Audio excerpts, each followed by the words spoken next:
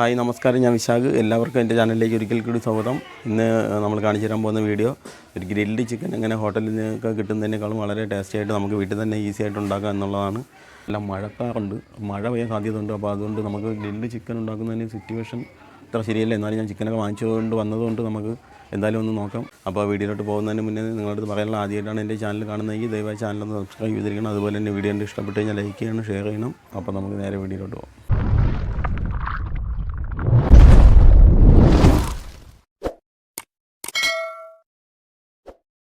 അപ്പോൾ നമുക്ക് ആദ്യം ചിക്കൻ ഒന്ന് കഴുകിയെടുക്കുക. ഇത് വലിയ പീസായിട്ട് നമ്മൾ അവിടെ നിന്ന് വാങ്ങിക്കുമ്പോഴത്തേക്ക് പറഞ്ഞ് കട്ട് ചെയ്ത് വാങ്ങിക്കണം. സംഭവം നമ്മൾ ഗ്രില്ലൊക്കെ ചെയ്യാനായിട്ട് വലിയ രീതിയിലാണ് ഞാനിപ്പോൾ അൽഫാമിന് വെട്ടിയാണ് വാങ്ങിച്ചിട്ടുള്ളത്. കഴുകി വൃത്തിയാക്കി എടുത്തതിന് ശേഷം ഇനി നമുക്ക് ഇതിനെ ഒരു കത്തി വെച്ച് ഇതിൻ്റെ സൈഡിലെല്ലായിടത്തിലും ഇങ്ങനെ വരഞ്ഞു കൊടുക്കാം. ഇങ്ങനെ വരഞ്ഞു കൊടുക്കുന്നത് നല്ലതാണ്, പെട്ടെന്ന് വെന്ത് കിട്ടാനും മസാലക്കകത്ത് പിടിക്കാനും ഒക്കെ നല്ലതിന് വേണ്ടിയാണ് ഇങ്ങനെ വരഞ്ഞു കൊടുക്കുന്നത്. നമുക്കിതിലേക്കുള്ള മസാലയൊക്കെ തയ്യാറാക്കി എടുക്കാം. അപ്പോൾ ആദ്യം ഞാൻ മഞ്ഞൾപ്പൊടിയാണ് ഇട്ടത്. ഇനി നമുക്ക് കാശ്മീരി ചില്ലി പൗഡറാണ് ഇതിന് പ്രധാനമായിട്ട് നമ്മൾ ചേർക്കാനുള്ളത്. ശരിക്കും നല്ല കളർ കിട്ടണം. പിന്നെ മല്ലിപ്പൊടി, അത് കുറച്ച് മതിയാവും, വളരെ കുറച്ച് മല്ലിപ്പൊടി ഇട്ട് കൊടുക്കണം. പിന്നെ ചിക്കൻ മസാലയാണ് ഇപ്പോൾ ഇട്ടത്. ഇനി നമുക്ക് അടുത്തതായിട്ട് ഇതിനകത്ത് പെരിഞ്ജീരകം പൊടിച്ചതാണ്. ഇനി നമുക്ക് ഗ്രാമ്പൂ, പട്ട, ഏലക്ക എല്ലാം കൂടി, തക്കോല എല്ലാം കൂടി വറുത്ത് പൊടിച്ചെടുത്താണ്. അത് 1 ടീസ്പൂൺ ഇട്ട് കൊടുക്കാം. എന്നിട്ട് നമുക്ക് ആവശ്യത്തിനനുസരിച്ച് ഉപ്പിട്ട് കൊടുക്കാം. ഉപ്പ് കുറഞ്ഞു പോയാലും കുഴപ്പമില്ല, നമുക്ക് അവസാനം നോക്കിയിട്ട് ഇട്ട് കൊടുക്കാം. ഇനി നമുക്ക് ഇഞ്ചിയും വെളുത്തുള്ളിയും നമ്മൾ മിക്സിയിൽ പേസ്റ്റാക്കി എടുത്തതാണ്.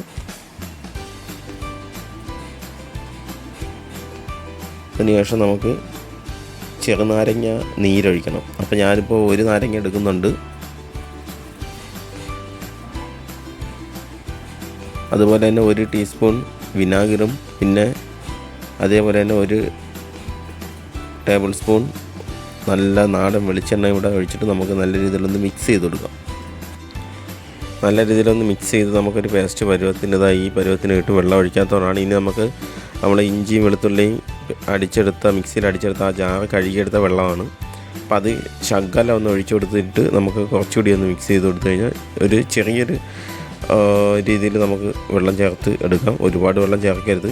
അപ്പോൾ നമ്മൾ കട്ട് ചെയ്ത് വെച്ചിട്ടുള്ള ചിക്കൻ മാറ്റി വെച്ചിട്ട് ഒത്തിരി സമയമായപ്പോൾ ആ വെള്ളമൊക്കെ ഒന്ന് മാറി കിട്ടിയതിന് ശേഷമാണ് നമ്മളതിൽ മസാല തേക്കുന്നത്.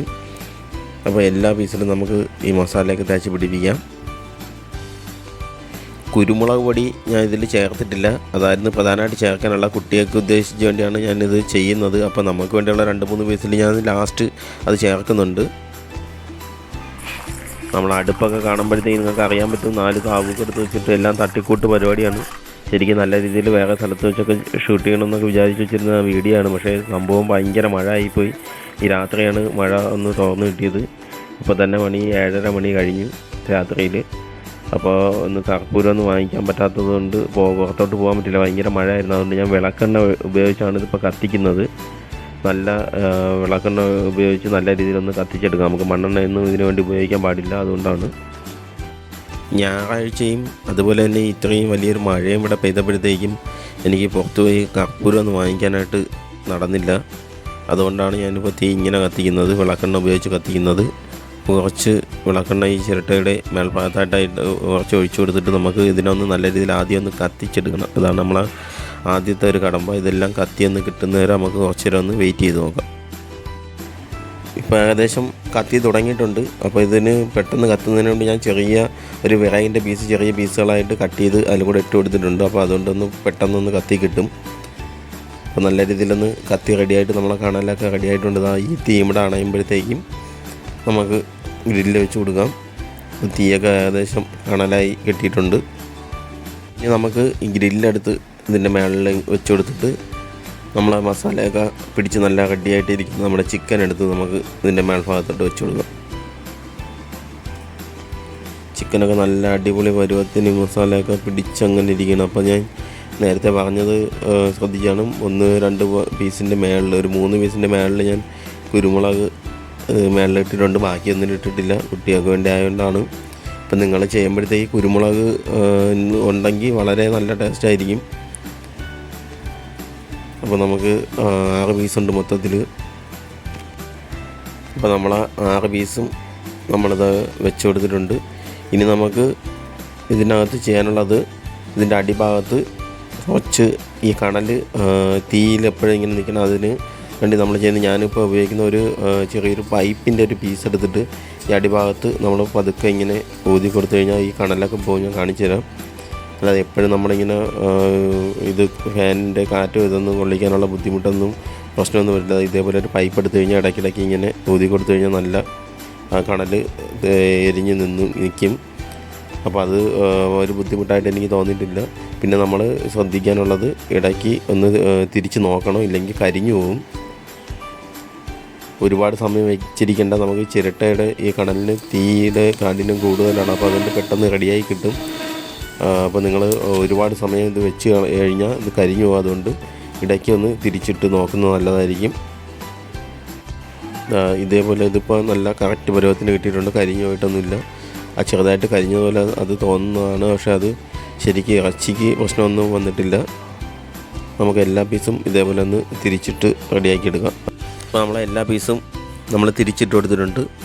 ഇനി നമുക്ക് ഇതേപോലെ തന്നെ ഇതിൻ്റെ അടിഭാഗത്ത് തീയൊക്കെ ഒന്ന്, നമുക്ക് കണലൊക്കെ ഒന്ന് വീണ്ടും ഊതിയൊക്കെ ഒന്ന് തെളിപ്പിച്ചെടുത്തിട്ട് കുറച്ച് ഒരു 10-20 മിനിറ്റ് മതിയാവും.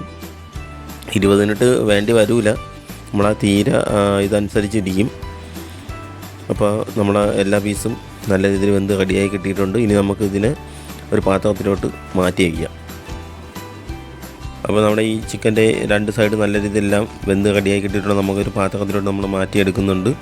അപ്പോൾ ഇതൊരു ചെറിയ പാത്രം ആയതുകൊണ്ട് തന്നെ ഞാൻ വേറൊരു പാത്രത്തിലോട്ട് മാറ്റി നിങ്ങൾക്ക് കുറച്ചുകൂടെ ഇതായിട്ട് കാണിച്ചിട്ട്. അപ്പോൾ ലൈറ്റൊക്കെ വെച്ചാണ് ഇത് ചെയ്യുന്നത്. കാരണം മഴയും ടാർപ്പൊക്കെ വെച്ച് കെട്ടി ഒക്കെയാണ് ഇത് എങ്ങനെയെങ്കിലും ചെയ്തെടുത്ത് പെട്ടെന്ന് ചെയ്ത് മാറ്റാനുള്ള വെപ്പാളം കൊണ്ടാണ് വീഡിയോയിൽ കുറച്ച് ഷോർട്ടായിട്ടൊക്കെ നിങ്ങൾക്ക് തോന്നും.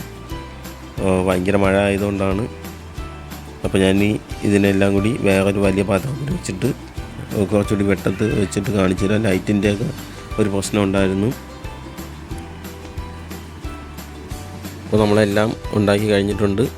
ശരിക്കും ഒറിജിനൽ കളർ ഇതേപോലെ കിട്ടും. ഇത് നല്ല പ്രകാശത്തിലെടുത്തതാണ്. ഈ കാണുന്നത് നമ്മൾ ആ ഇരുട്ട് ആയതുകൊണ്ടാണ്, ഒരുപാട് രാത്രിയല്ലേ ഇത് ചെയ്തത്. അപ്പോൾ അതുകൊണ്ടാണ്. അപ്പോൾ കുറച്ച് മയോണൈസൊക്കെ ഉണ്ടാക്കിയിട്ടുണ്ട്. നാരങ്ങ നീരൊക്കെ അതിൻ്റെ പുറത്തിങ്ങനെ ഒഴിച്ചിട്ട് നമുക്ക് മയോണൈസിൽ വെക്കി കഴിക്കാൻ നല്ല അടിപൊളിയാണ്. അപ്പോൾ ഈ വീഡിയോ ഇഷ്ടപ്പെട്ടവരെല്ലാവരും ലൈക്കും ഷെയറൊക്കെ ചെയ്യണം. നല്ലൊരു വീഡിയോ ആയിട്ട് വീണ്ടും കാണാം.